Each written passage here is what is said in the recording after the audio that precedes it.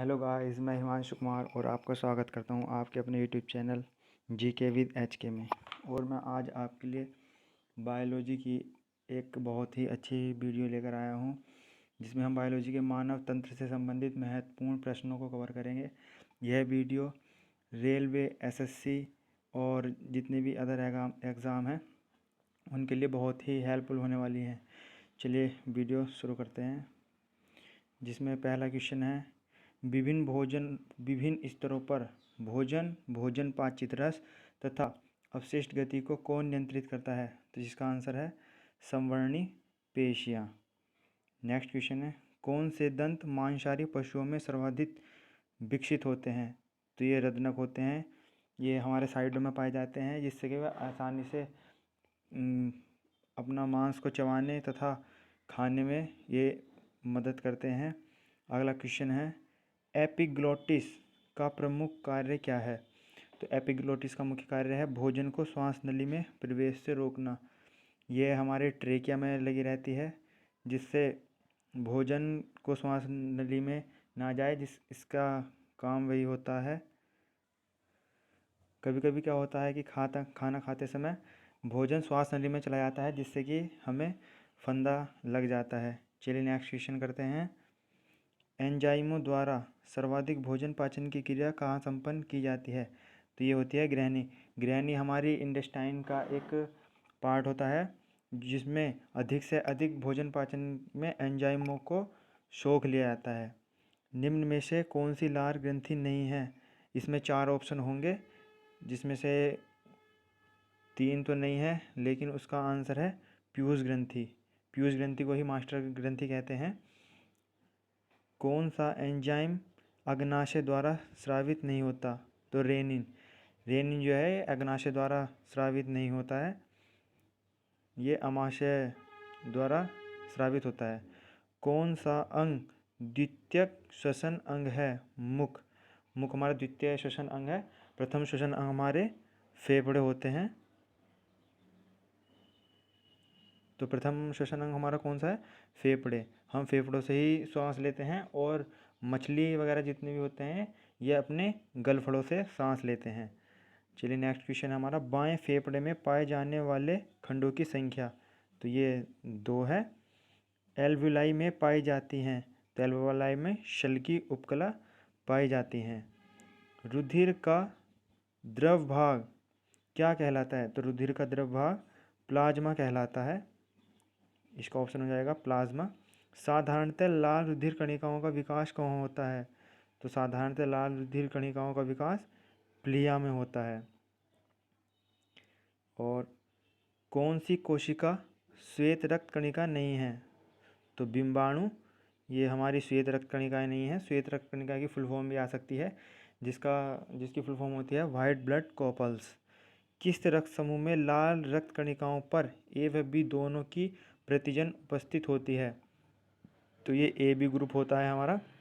A B group को ही हम सर्वग्राही कहते हैं। यह ए बी ओ और ए बी यह सबसे ब्लड ले सकता है, लेकिन ओ जो है वो हमारा सर्वदाता है। यह किसी को भी दे सकता है। ए बी और ओ ए बी यह चारों को किसी को भी ब्लड दे सकता है। परिसंचरण के दौरान रक्त हृदय में कितनी बार गुजरता है? तो 2 बार गुजरता है। मनुष्य मुख्य रूप से किसका उत्सर्जन करता है? तो मनुष्य यूरिया का उत्सर्जन करता है। ग्लोमेरुलस कहाँ पाया जाता है? बोम्पटन स्पुट। तो ग्लोमेरुलस कहाँ पाया जाता है? बोम्पटन स्पुट में पाया जाता है। मनुष्य प्रमुख मानव नरलिंग हार्मोन है टेस्टोस्टेरोन। ये मानव में ही पाया जाता है, स्त्रियों में ये बहुत ही कम पाया जाता है टेस्टोस्टेरोन। अगला क्वेश्चन है, कौन से प्राथमिक लैंगिक अंग है? तो ये अंडाशय तथा वृषण है, ये लैंगिक अंगों में आते हैं। प्रेरक तंत्रिकाएं उद्दीपनों को पहुंचाती हैं? तो प्रेरक तंत्रिकाएं उद्दीपनों को केंद्रीय तंत्रिका तंत्र से अंगों तक पहुंचाती हैं। कार्पोरा क्वाड्रिजमीन पाया जाता है? तो कार्पोरा मध्य मस्तिष्क में पाया जाता है। पीयूष ग्रंथि कौन सा हार्मोन स्रावित नहीं करती? तो पीयूष ग्रंथि मेलेटोनिन हार्मोन स्रावित नहीं करती। दैनिक लय के नियमन के लिए उत्तरदायी है पीनियल ग्रंथि या पीनियल ग्लैंड भी बोल सकते हैं हम इसको। ये दैनिक लय के नियमन के लिए उत्तरदायी है। शरीर की मूलभूत संरचना तथा क्रियात्मक इकाई का नाम लिखिए। तो सेल, ये सबसे छोटी होती है। शरीर की मूलभूत संरचनात्मक में इसका बहुत योगदान होता है, क्रियात्मक इकाई है ये। पाचन तंत्र को परिभाषित करें। ये एक लंबा क्वेश्चन है, ये इतना लंबा तो नहीं आएगा आंसर इसका, लेकिन आपको पता होना चाहिए। तो इसका आंसर है भोजन के अंतर्ग्रहण से लेकर मल त्याग तक एक तंत्र जिसमें अनेकों ग्रंथियाँ, देखिए कह रहा है अनेकों ग्रंथियाँ सम्मिलित हैं, सामंजस्य के साथ कार्य करते हैं, यह तंत्र पाचन तंत्र कहलाता है।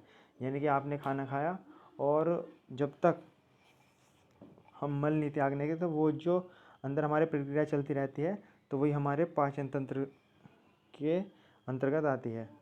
संवरण पेशियों का क्या काम है? तो भोजन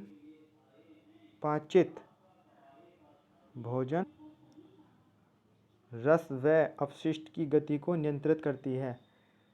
पाचन तंत्र में सम्मिलित ग्रंथियों के नाम लिखिए। तो लार ग्रंथि, यकृत और अग्नाशय ग्रंथि। आप जब भोजन को मुंह में चबाते हैं तो उसमें लार ग्रंथि मिलती है और वहाँ से ही मुख से ही आपका कार्बोहाइड्रेट पचना शुरू हो जाता है। उसके बाद लीवर और अग्नाशय, इन दोनों से अग्नाशय रस और यकृत से निकलते रहते हैं HCl, जिससे कि भोजन का पाचन होता रहता है। चलिए नेक्स्ट क्वेश्चन देखते हैं। कृदनक दंत क्या काम करते हैं? तो भोजन को कुतरने तथा काटने का काम करते हैं कृदनक दंत। अमाशय के कितने भाग होते हैं? तो अमाशय के 3 भाग होते हैं, कार्डियक, जठर निर्गमी और फंडिस। ये 3 भाग हमारे अमाशय के होते हैं, जिसे हम पेनक्रियास भी कहते हैं। पाचित भोजन का सर्वाधिक अवशोषण कहाँ होता है? तो पाचित भोजन का सर्वाधिक अवशोषण छोटी आंत में होता है, स्मॉल इंटेस्टाइन, यानी कि छोटी आंत में होता है। शरीर में पाए जाने वाली सबसे बड़ी ग्रंथि का नाम लिखिए। तो यकृत। ये मोस्ट इम्पोर्टेंट क्वेश्चन है। ये आपके ग्रुप डी, SSC या जितने भी जिनमें बायोलॉजी से संबंधित क्वेश्चन आने हैं उनमें ये मोस्ट क्वेश्चन है और ये कई एग्जाम में आया हुआ भी है। टॉयलिन एंजाइम कौन सी ग्रंथि स्रावित करती है? तो लार ग्रंथि टॉयलिन एंजाइम स्रावित करती है। स्वर यंत्र में कितनी उपास्थियाँ पाई जाती हैं? तो 9 उपास्थियाँ स्वर यंत्र में पाई जाती हैं। मनुष्य की श्वास नली में श्लेष्मा का निर्माण कौन करता है? उपस्थित उपकला मनुष्य की श्वास नली में श्लेष्मा का निर्माण करती है। सामान्य व्यक्ति में कितना रक्त पाया जाता है? लगभग 5 लीटर। ये भी मोस्ट इम्पोर्टेंट सवाल है, इसको ध्यान रखें। डिंबाणु का जीवन काल कितना होता है? 10 दिन, यानी कि 10 डेज होता है आपका डिंबाणु का जीवन काल। अशुद्ध रुधिर को प्रवाहित करने वाली वाहिकाएं क्या कहलाती हैं? शिराएं, यानी कि आपका शिराओं में अशुद्ध रक्त पाया जाता है और धमनियों में शुद्ध रक्त। ये भी मोस्ट इम्पोर्टेंट क्वेश्चन है, आप इसको भी ध्यान में रखें। हृदयावरण क्या है? हृदय पर पाया जाने वाला आवरण हृदयावरण कहलाता है। ये भी अच्छा क्वेश्चन है। महाशिरा क्या कार्य है? इसके द्वारा शरीर का अधिकांश अशुद्ध रुधिर दाएं अलिंद में डाला जाता है। यानी कि हमारे जब रक्त परिसंचरण का कार्य चलता है बॉडी में, तो इसमें महाशिराएं क्या करती हैं? शरीर का जो अधिकांश अशुद्ध रुधिर होता है, ब्लड होता है, उसे दाएं अलिंद में डाला जाता है। हमारे 2 अलिंद और 2 निलय पाए जाते हैं हृदय में, तो ये उसी में से अधिकांश अशुद्ध रक्त को दाएं अलिंद में डालती है। अमोनिया उत्सर्जन की प्रक्रिया क्या है? तो अमोनिया जो हम उत्सर्जन करते हैं तो उसकी प्रक्रिया कहलाती है अमोनियोत्सर्ग। क्या है? अमोनियोटलाइज्म। तो आई होप आपको वीडियो अच्छी लगी होगी। अगर आपको ऐसे ही क्वेश्चनों की वीडियो चाहिए तो चैनल को सब्सक्राइब करें और वीडियो को लाइक करना ना भूलें।